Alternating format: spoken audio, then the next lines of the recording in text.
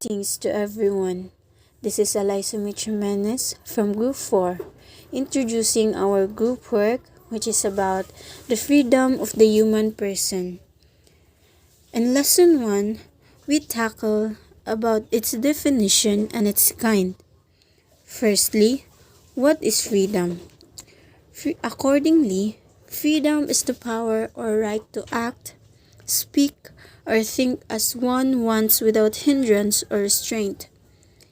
Freedom is understood as either having the ability to act or change without constraint, or to possess the power and resources to fulfill one's purposes.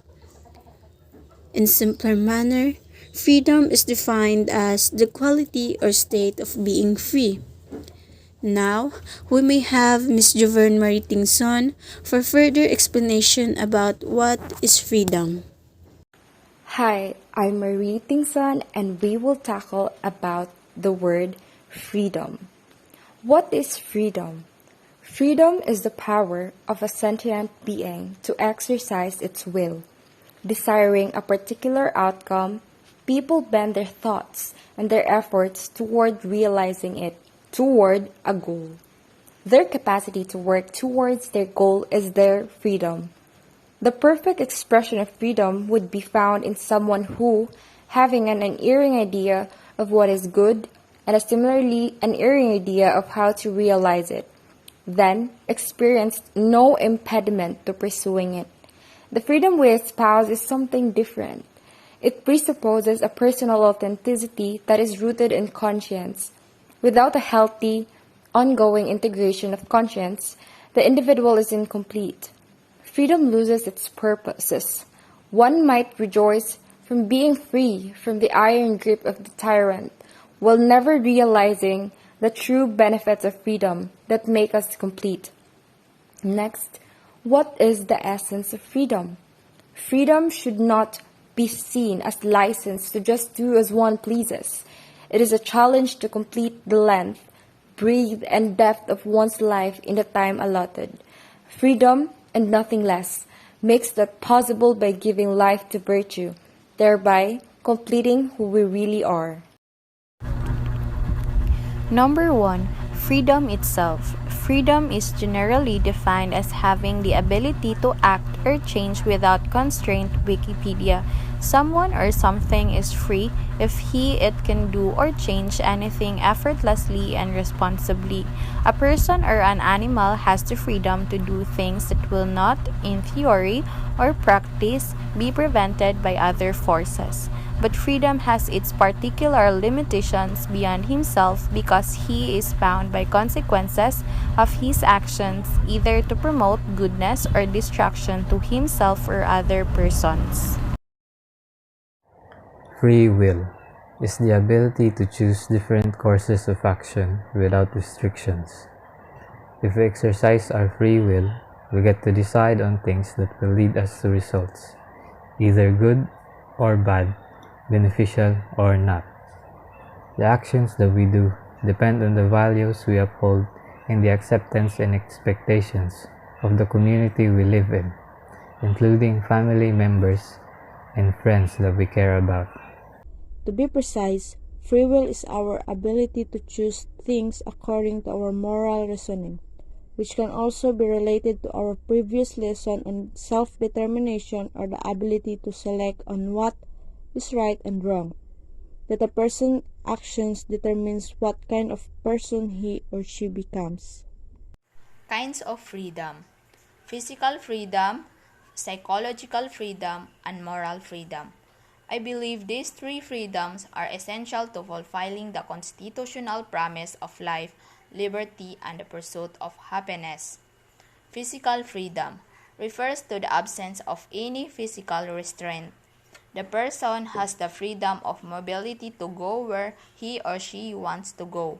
He or she is not impeded in his or her actions by any physical force, granted that the person has natural limitation. Physical freedom enables him or her to act and move in determined manner. You cannot be everywhere at once, but your freedom allows you to move one place to another and to go whenever you want to go. Physical freedom the ability to move around and control our own body. Number 2, psychological freedom. Psychological freedom is also called freedom of choice. The person is free to perform actions that he or she considered right and wise. A person is also free to act or not to act. Psychological freedom is innate and cannot be denied to a person. No outside force or influence can compel a person to take actions against his or her will. Moral freedom. Moral freedom refers to using freedom in a manner that upholds human dignity and goodness. Freedom is not an object that a person may use in whatever way she pleases. A person must use his/her freedom to grow as a person. A person becomes free when he/she uses freedom well, but becomes less free when she or he uses it in a wicked way. Humans have a natural inclination for what is right and moral, and when a person uses his/her freedom to do acts that violates human dignity and goodness, he or she dehumanizes himself/herself and effectively negates human freedom. Lesson 2, Elements of Freedom. In this lesson, you can evaluate prudence in choices. Realize that every choice has consequences, and some things are given while others are obtained in making choices. There are two elements that define freedom. One is voluntariness, and two is responsibility. Voluntariness. It is the ability of a person to act of his or her own free will and self-determination. A person may decide to do things or not to do it according to his own free will. It also means that even though she or he is not required to do such things, he or she could still do it or take action on it. Voluntary acts are free acts which can be assigned a corresponding moral value. One must always remember that in every action we make, in every choice we make, there is an equivalent consequence. These consequences affect not just the individual who does the decision but also other people in their surroundings. With that, one must always accept the consequences that result from his or her choices or actions and take responsibility for them. Voluntariness is the description of an act that is not caused by an effect, but by free choice one can be held responsible for. Responsibility. Responsibility refers to the person being accountable for his action and their consequences. Taking responsibility can mean either you take responsibility to your doing voluntarily or other people will hold you responsible. For example, if you made a bad action, it's either you take responsibility of it or other people will hold you accountable for it. What is responsibility? We have a few different ways that we talk about responsibility. There's being responsible, taking responsibility, acting responsibly, and having responsibilities. In simple words, responsibility is about doing the things we are supposed to do and accepting the positive and negative outcomes of our actions. There are two significant factors to consider in the exercise of freedom. First is the prudence, and second is the self-reflection.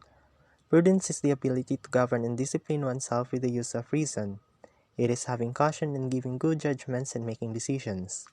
Being a prudent person means that you are using good judgment in handling situations or in making decisions with the help of right logical thinking and being reasonable. Prudence is crucial in the exercise of freedom in order to avoid large consequences in making difficult judgments. Making hard choices is an exercise of freedom, but freedom should also be based on truthful knowledge and wise reasoning. Hence, we should practice self-reflection in every decision we make. Self-reflection. Self-reflection allows each person to analyze his life both in small and big detail in terms of the decisions, actions, and choices he makes. Browning G. 2009. It is a deeper form of learning where, if practiced with higher sense of wise judgment and key perception, the experiences he makes are more meaningful and serve as guide for improved and informed decisions, actions, and choices. For me, a self reflection is taking the time to think about, meditation, evaluate, and giving serious thought of your behaviors and desires. For example, in the middle of a difficult conversation with your spouse, you begin to notice a growing sense of defensiveness and pride, as if your mind is trying to shield you from attack.